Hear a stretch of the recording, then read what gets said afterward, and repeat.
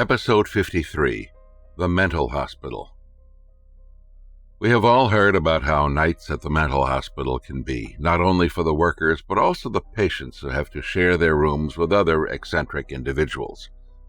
For Morton, it wasn't other patients that he had trouble with, it was something else that bothered him. Morton was a young man who became depressed after the love of his life, Anna, had cheated on him and left him for another man. After crying for weeks, Morton's parents noticed that his cries became worse, but although initially thinking that it was just a phase that he needed to go through, his parents immediately knew that something wasn't right when Morton would cry for a good minute, then suddenly burst into laughter. There and then, they knew that Morton needed help. So when a therapist checked on Morton, he realized that Morton needed to undergo therapy. Morton was then sent to a mental hospital, even though he cried and begged to his parents that he could no longer meet Anna if he was admitted into the hospital. After his parents explained to him over and over again, Morton eventually agreed. So the day finally came when Morton arrived at the entrance of the hospital. Morton was surprisingly calm.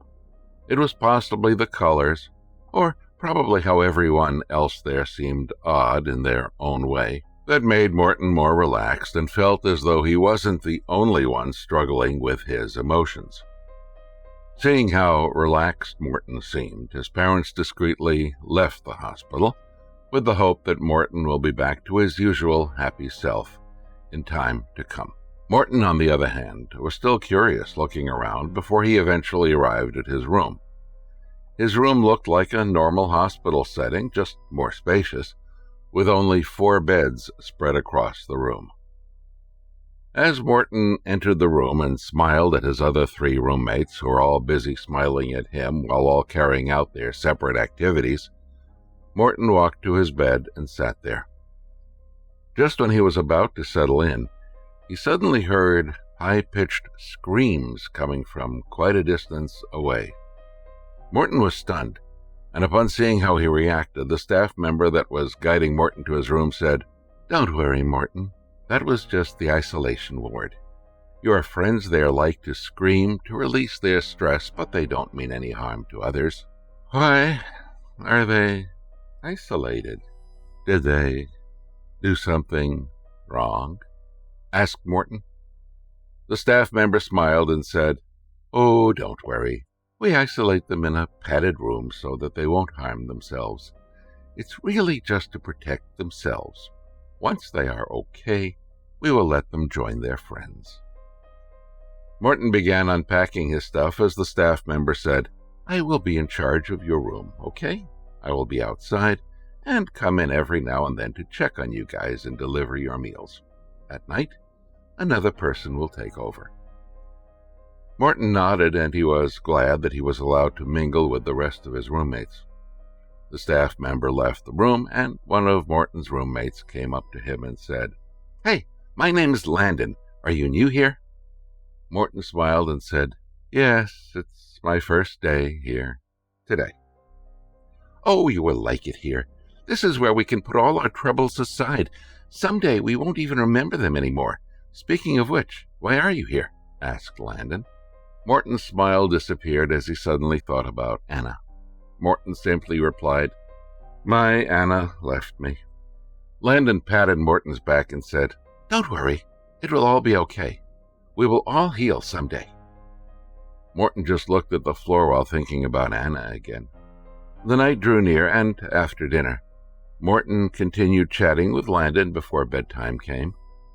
They all had a specific bedtime to adhere to after taking their anxiety medications at 9 p.m. The room was now quiet as Morton laid in bed thinking about Anna again.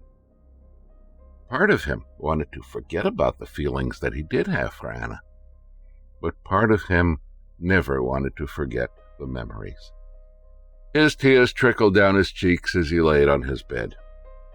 As usual, whenever he cried, Morton would feel dizzy and hear screeching sounds before his uncontrollable laughter would come. He knew what would happen. He just couldn't help himself from laughing, even though he was feeling upset.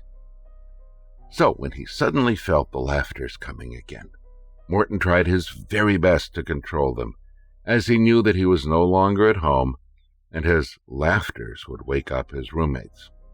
Morton used his blanket to mute his laughter and covered it over tightly with his hands. It worked, and Morton was slowly beginning to relax. But just as he thought the episode was over, he heard someone giggling from a distance. Initially, Morton thought that it was Landon, as Landon had mentioned earlier that he would talk or giggle in his sleep as he would have happy dreams. Morton sat up and looked to the opposite end of the room where Landon's bed was. He looked closely to see if the giggling was indeed coming from Landon. That was when Morton realized that it wasn't his roommate making the noises, as he was sound asleep. Morton then got off his bed and walked towards the room door. He peeked through the door's window panel and could see the corridor that led to the other rooms. Morton could see that the staff member at the counter was asleep, and that there wasn't anyone else outside. However, to the far right, Morton could somewhat see a shadow of someone walking and jumping. As he listened carefully, Morton was also now pretty sure that the giggling was coming from the same direction. Morton thought about opening the door and see what was going on, but decided to go back into bed to not cause any trouble. However, as he was trying to fall asleep, the giggle seemed to get louder, and he could now see from the same window that the shadow was getting closer to his room. This made Morton slightly nervous. To seek comfort, Morton decided to go over to Landon's bed. But right as Morton was tiptoeing over to Landon, he could hear that someone was giggling from right outside the door. He tried not to look, took a couple more steps forwards, but somehow his curiosity got the best of him as he turned to look. Staring right at him, he saw a man. The man looked tall as he seemed to be hunching down to look through the door's window. The man had a sunken, pale face, with his skin seeming to be cracked as though he had lived well over 100 years of his life. It wasn't very clear, but Morton clearly knew that whatever he saw scared him. Within seconds, which felt like forever, Morton could finally take his gaze away from the man, look forward as he ran to Landon's bed. All Morton heard behind him next was the door creaking open as the giggling continued. He heard heavy footsteps running towards him, and he felt the back of his collar tugged hard. That was when Morton no longer bothered about the consequence of making noises in the middle of the night. Morton was just fearful of what the man could do to him. Morton screamed as he still felt himself being pulled backwards, with the giggling turning into laughter now. Morton then fell on the floor and realized that he was no longer being pulled. He turned towards where the door was and saw the staff member who was sleeping earlier rushing into the room and turning on the lights. The staff member then said, "What's wrong, Morton? Why are you on the floor?" After taking several heavy breaths and looking around and seeing his roommates all startled and woken up, Morton then said, "I saw something. It pulled me. It was laughing." With a sigh that seemed as though she knew, the staff member then said, "It's okay, Morton. I guess the pills are not kicking in as well as we thought." Surprised at how the staff member reacted, Morton then said, "What do you mean, miss? I don't understand." The staff member then explained, "You see, the pills we give you at night are to make you relaxed and sleep well. Not only does it help with your therapy and recovery process, over here you can get disturbed if you don't sleep at night. Do you know what I mean, Morton?" Staring blankly at the staff member, Morton said, "I still don't understand, miss." "Okay, I will be very truthful to you. In this hospital, in the past, there had been a lot of pain and suffering.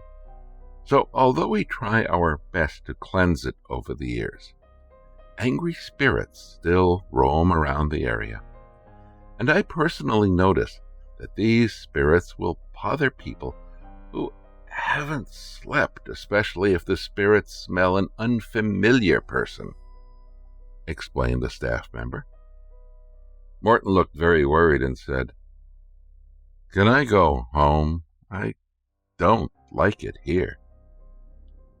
The staff member patted Morton's back to calm him down and said, "I know what you're feeling now. It's scary. But don't worry. I will give you stronger medication at night from now on so you can sleep soundly. It will also help with your cries and laughter. I promise you, I will do my best to make you comfortable while you're here, okay? I'll tell you what, I will sleep only after you have fallen asleep." Morton stayed silent and just nodded as the staff member brought him to bed and accompanied him until he fell asleep that night.